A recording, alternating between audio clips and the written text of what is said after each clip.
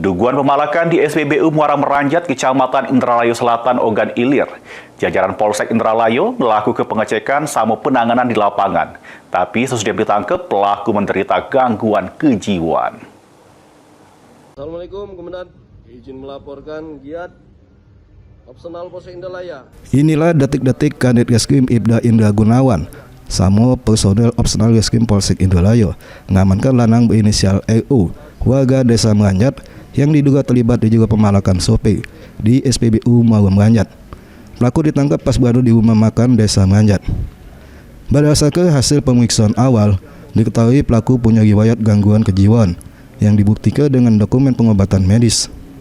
Menyikapi kondisi ini, pihak kepolisian tidak melakukan tindakan penangkapan, melainkan mengedepankan pendekatan humanis sama pelindungan hak asasi manusia. Selanjutnya, pihak kepolisian berkoordinasi dengan keluarga supaya pelaku dilakukan pengawasan ketat. Masyarakat diimbau untuk tidak mudah terprovokasi oleh informasi yang belum jelas. Sama masyarakat diajak untuk melapor ke setiap potensi gangguan Kamtibmas melalui jalur resmi kepolisian.